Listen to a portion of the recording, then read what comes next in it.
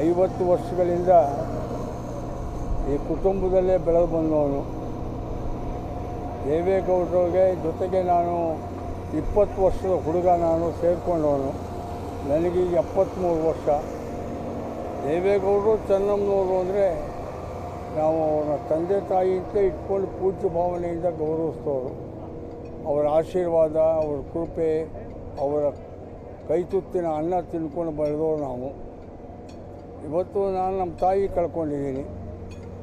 ಆದರೆ ನಮ್ಮದು ರಾಜಕಾರಣಕ್ಕೆ ಹೊರತಾಗಿ ರಾಜಕೀಯ ಬಿಟ್ಟು ನಾನು ದೇವೇಗೌಡರು ಚೆನ್ನಮ್ಮನವರು ಅಂದರೆ ಒಂದು ಕುಟುಂಬದ ಥರ ನಾವೆಲ್ಲ ಇದ್ದವರು. ಈಗ ರೇವಣ್ಣ ನನಗೆ ನನ್ನ ಕಣ್ಣು ಮುಂದೆ ಬೆಳೆದ ಹುಡುಗ. ಅವನ ದುಃಖ ನನಗೆ ಅರ್ಥ ಆಗುತ್ತೆ. ಜಿಲ್ಲಾ ಪಂಚಾಯತಿ ಸದಸ್ಯನಾದಾಗ ಈ ಕ್ಷೇತ್ರದ ಒಳಗಡೆ ಮೊಟ್ಟ ಮೊದಲಿಗೆ ಸಾರ್ವಜನಿಕ ಬದುಕಿಗೆ ಬಂದವನು. ತಾಯಿ ಕೃಪೆಯಿಂದ ಬೆಳೆದವನು. ತುಂಬ ಕಣ್ಣೀರು ಹಾಕ್ತಾಯಿದ್ದಾನೆ. ನಾನು ಇಷ್ಟೊತ್ತು ತನಕ ಅವನು ಸಮಾಧಾನ ಮಾಡೋದೇ ಆಯಿತು, ಧೈರ್ಯ ತುಂಬಿದೆ. ಈಗ ಅಗಲಿದ್ದಾರೆ, ಮುಂದಿನ ಕರ್ತವ್ಯ ಮಾಡಬೇಕು. ಸುಮಾರು 32 ಎಕರೆ ಪ್ರದೇಶ ಇದು. ಹಾಗಾಗಿ ವಿಸ್ತಾರವಾದ ಜಾಗ ಇರೋದರಿಂದ ಎಷ್ಟೇ ಜನ ಬಂದರೂ ವ್ಯವಸ್ಥಿತವಾಗಿ ದರ್ಶನಕ್ಕೆ ಅನುಕೂಲ ಆಗಬೇಕು ಅಂಥೇಳಿ ನಿನ್ನೆ ರಾತ್ರಿ 11 ಗಂಟೆಯಿಂದ ಒಂದೇ ಸಮಯ ವ್ಯವಸ್ಥೆಗಳಾಗ್ತಾಯಿದೆ. ಹೋಗಿರೋ ತಾಯಿ ಬರೋಲ್ಲ, ಆದರೆ ಆಕೆ ಆಶೀರ್ವಾದ ನಿರಂತರವಾಗಿ ನಮಗೆ ಬರೀ ಕುಟುಂಬಕ್ಕಲ್ಲ, ಸಾವಿರಾರು ಜನಕ್ಕೆ ಅನ್ನ ಹಾಕಿರೋ ಮಹಾತಾಯಿ. ಬಡವರು ಬಗ್ಗರು ಕಷ್ಟದಲ್ಲಿರೋರು ಬಂದಾಗೆಲ್ಲ ಮನೆ ಒಳಗಡೆ ಆದರಾತಿಥ್ಯ ಮಾಡಿದವರು. ನೂರಾರು ಘಟನೆಗಳು ನನಗೆ ಜ್ಞಾಪಕಕ್ಕೆ ಬರುತ್ತೆ. ಆ ಕುಟುಂಬದಲ್ಲಿ ದೇವೇಗೌಡರ ರಾಜಕಾರಣದಲ್ಲಿ ಆಕೆ ಪರೋಕ್ಷವಾಗಿ, ಪ್ರತ್ಯಕ್ಷವಾಗಿ, ವ್ಯಕ್ತವಾಗಿ, ಅವ್ಯಕ್ತವಾಗಿ ಹೇಗೆ ತೊಡಗಿಸ್ಕೊಂಡಿದ್ರು ಅನ್ನೋದು ಕಣ್ಣಿಗೆ ಕಟ್ಟದಾಗಿದೆ.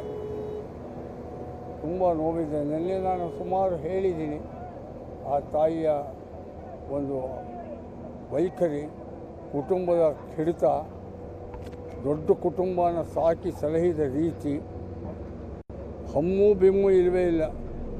ಇವತ್ತು ಒಬ್ಬರು ಜಿಲ್ಲಾ ಪಂಚಾಯತಿ ಮೆಂಬರ್ ಹೆಂಡತಿ ಮಾತಾಡ್ಸೋಕ್ಕಾಗಲ್ಲ ನಾವು.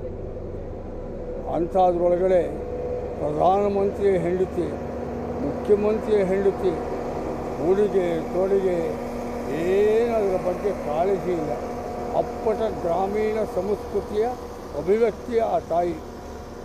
ಒಂದು ಸಲ ದೇವೇಗೌಡರೇ ಹೇಳಿದರು, ರಾಮಕೃಷ್ಣ ಹೆಗಡೆ ಅವರ ಮುಖ್ಯಮಂತ್ರಿಯಾಗಿ ದೇವೇಗೌಡರು ಲೋಕೋಪಯೋಗಿ ಮಂತ್ರಿ, ನಾನು ಹೇಳ್ತಿರೋದು ಈಗ 40 ವರ್ಷದ ಕೆಳಗೆ.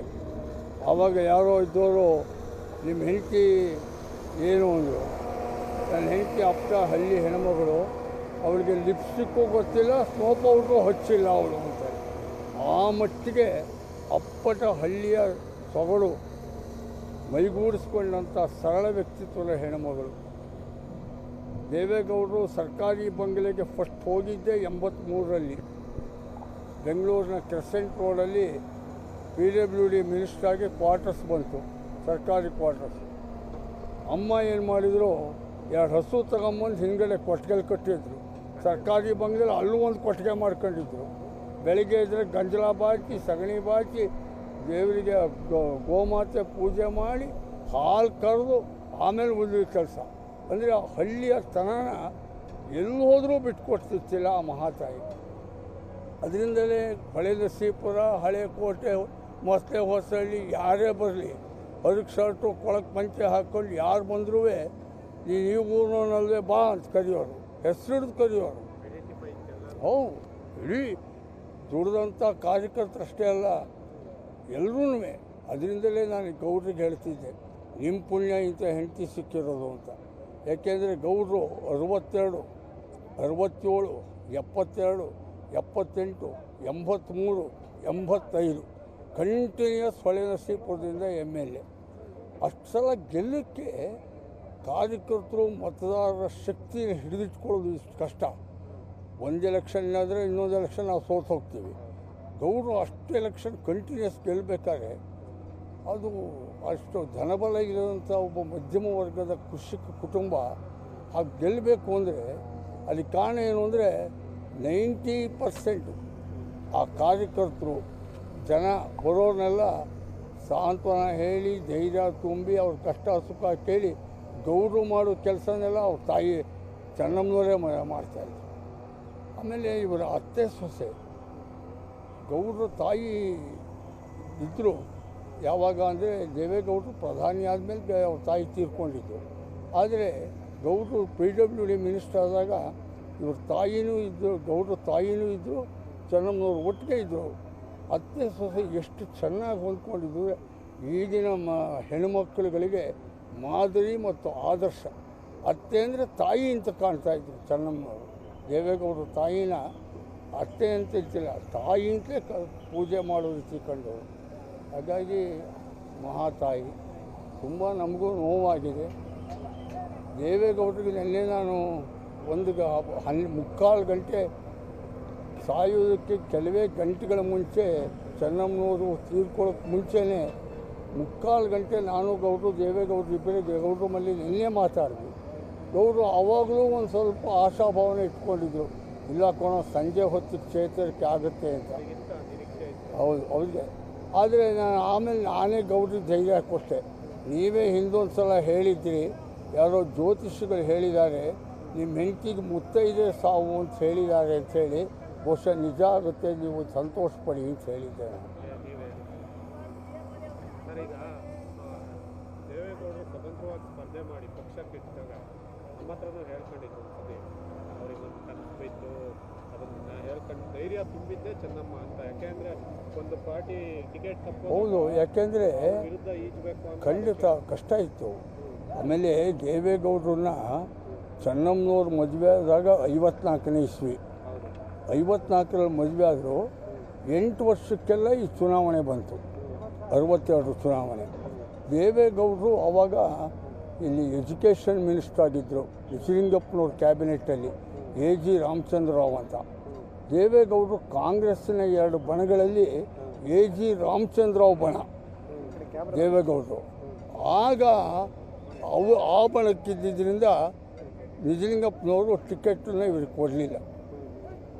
ಡೆಲ್ಲಿವರೆಗೆ ಇವ್ರ ಹೆಸರು ಹೋಯ್ತು ಪಟ್ಟಿಲಿ, ಅಂತಿಮ ತನಕ ಹೋಗಿ ಪಟ್ಟಿನಲ್ಲಿ ದೇವೇಗೌಡ ಹೊಳೆ ನರಸೀಪುರ ಅಂತ ಇತ್ತು. ಆಮೇಲೆ ಕೊನೆಗಳಿಗೆ ಡೆಲ್ಲಿ ಚೇಂಜ್ ಆಗಿಬಿಟ್ಟು ಬೇರೆ ಆಗ್ಬಿಟ್ಟು. ಬೇರೆ ಆದ ತಕ್ಷಣವೇ ಗೌಡ್ರೇನು ಮಾಡಿದರು, ಇಂಡಿಪೆಂಡೆಂಟಾಗಿ ನಿಂತ್ಕೋಬೇಕು ಅಂತ.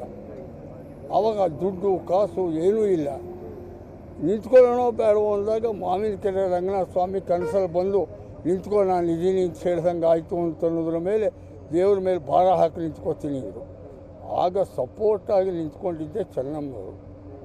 ಅದಕ್ಕೆ ಮುಂಚೆನೂ ಕೂಡ ದೇವೇಗೌಡರು ಸಣ್ಣ ಪುಟ್ಟ ಕಾಮಗಾರಿ ಗುತ್ತಿಗೆ ಮಾಡ್ತಿದ್ದಾಗ ಸೀಡ್ ಮನಿ ಕಟ್ಟಕ್ಕೆ, ಮೂಲಧನ ಕಟ್ಟಕ್ಕೂ ಕೂಡ ತಮ್ಮ ಆಭರಣಗಳನ್ನು ಒತ್ತೆ ಇಟ್ಟು ದುಡ್ಡು ತಂದು ಮಾರಿ ಗಂಡನಿಗೆ ಕೊಟ್ಟವರು. ಅಲ್ಲಿಂದ ನನ್ನ ಗಂಡನಿಗೆ ಒಳ್ಳೆಯದಾಗಬೇಕು, ನನ್ನ ಕುಟುಂಬಕ್ಕೆ ಒಳ್ಳೆಯದಾಗಬೇಕು. 62ರ ಚುನಾವಣೆಗೆ ಒಬ್ಬ ಪಕ್ಷೇತರನಾಗಿ ದೇವೇಗೌಡರು ಸ್ಪರ್ಧೆ ಮಾಡಿದಾಗ ಕೈನಲ್ಲಿ ಬಿಡಿಗಾಸಿಲ್ಲದೆ ಇದ್ದಾಗ ಒಂದು ಕರಪತ್ರ ಮಾಡಿಕೊಂಡು ಸೈಕಲ್ ಮೇಲೆ ಗೌಡರು ಹಳ್ಳಿಗೆ ಹೋಗಿ ಪ್ರಚಾರ ಮಾಡಿಕೊಂಡು ಕಾಂಗ್ರೆಸ್ಸಿನ ರೆಬೆಲ್ ಕ್ಯಾಂಡಿಡೇಟಾಗಿ ನಿಂತ್ಕೊಂಡು ಗೆಲ್ಲುವ ಮಟ್ಟಕ್ಕೆ ಆದರೂ ಗೆದ್ದರು ಅಂದರೆ ಅಲ್ಲಿಂದಲೇ ದೇವೇಗೌಡರ ರಾಜಕೀಯ ಜೀವನ ಹರದನಹಳ್ಳಿಯಿಂದ ವಿಧಾನಸೌಧಕ್ಕೆ ಹೋಗಿದ್ದು. ಅದ್ರ ಹಿಂದಿನ ಶಕ್ತಿ ತಾಯಿ. ಅವತ್ತಿನಿಂದಲೂ ಪೂಜೆ ಪುನಸ್ಕಾರ ಜಪ ತಪ ಇದರಲ್ಲೇ ಬಂದವರು. ಒಂದು ಮನೆ ಒಳಗಡೆಯಲ್ಲಿ ದೀಪಾವಳಿ ಹಬ್ಬ ಅಂದರೆ ಅದು ದೇವೇಗೌಡರಿಗೂ ಕಟ್ಪಾಡು ಹಾಕ್ಬಿಡೋರು, ಗಂಡನಿಗೂ ಅಷ್ಟೇ ಉಪವಾಸ ಇರಬೇಕು, ನೀವು ಎಣ್ಣೆ ಸ್ನಾನ ಮಾಡಬೇಕು ಅಂತ. ದೀಪಾವಳಿ ಹಬ್ಬದ ದಿನ ಹೊಸು ತರಿಸಿ ಮನೇಲಿ ಗಂಡ ಹೆಂಡತಿ ಪೂಜೆ ಮಾಡಬೇಕು. ಹಬ್ಬದ ದಿನ ಗಂಡ ಹೆಂಡತಿ ಒಟ್ಟಿಗೆ ಕೂತ್ಕೊಂಡು ಊಟ ಮಾಡಬೇಕು. ಅವೆಲ್ಲ ಹಳ್ಳಿಯ ಸಂಸ್ಕಾರ, ಸಾತ್ವಿಕ ಬದುಕು ಮೈಗೂಡಿಸ್ಕೊಂಡಿದ್ದಂತೆ. ಸರ್, ಈಗ ನೀವು ಹೇಳಿದ್ರಿ, ಈಗ ಒಬ್ಬರು ಗ್ರಾಮ ಪಂಚಾಯತಿ ಮನೆಯವರು ಆದ್ರೇ ಅವ್ರನ್ನ ತಡ್ಕೊಳಕ್ಕಾಗಲ್ಲ, ಅವ್ರನ್ನ ಮಾತಾಡ್ಸೋಕ್ಕಾಗಲ್ಲ ಅಂತ. ಬಹುತೇಕ ಶಕ್ತಿ ಬಂದಾಗೆಲ್ಲ ಮನೆಯವರೆಲ್ಲ ಏನಾದ್ರು ಭಾಗಿಯಾಗಬೇಕು ಅಥವಾ ಕಾಣಿಸ್ಕೋಬೇಕು. ಬಟ್ ಇವರು ಎಲ್ಲೂ ನಿಮ್ಗೆ ಆಶ್ಚರ್ಯ ಆಗುತ್ತೆ, ನೀವು ಕೇಳಿದ್ದಕ್ಕೆ ಹೇಳ್ತಾ ಇದ್ದೀನಿ, ನಿಮ್ಗೆ ಆಶ್ಚರ್ಯ ಆಗುತ್ತೆ. ದೇವೇಗೌಡರು ಮುಖ್ಯಮಂತ್ರಿ, ಎಷ್ಟೋ ಕಾರ್ಯಕ್ರಮಗಳಿಗೆ ಮುಖ್ಯಮಂತ್ರಿಗಳು ಬನ್ನಿ ಬನ್ನಿ ಅಂತ ಕರೀತಾರೆ. ಮುಖ್ಯಮಂತ್ರಿಗಳು ಎಲ್ಲ ಕಾರ್ಯಕ್ರಮಗಳನ್ನು ಒಪ್ಕೊಳ್ಳೋಕ್ಕಾಗಲ್ಲ ಅವ್ರ ಬ್ಯುಸಿ ಶೆಡ್ಯೂಲಲ್ಲಿ. ಆಗ ಕರೆಯಕ್ಕೆ ಬಂದ ಸಂಘಟಕರು, ಸರ್ ನೀವು ಬರದೇ ಹೋದರೂ ನಿಮ್ಮ ಹೆಂಡತಿನ ಕಳಿಸಿ ಸರ್ ಅಂತ ಹೇಳ್ತಾರೆ.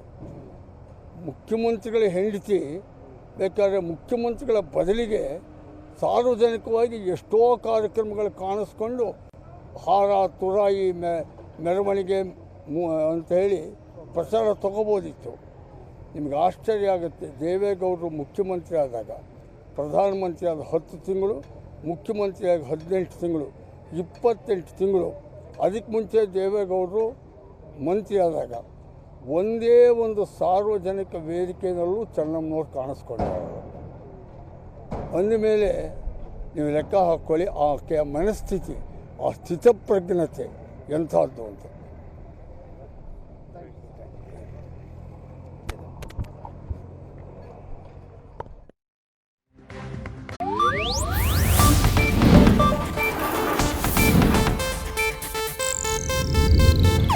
ಇದು ಏಷ್ಯಾನೆಟ್ ನ್ಯೂಸ್ ನೆಟ್ವರ್ಕ್ ಪ್ರಸ್ತುತಿ.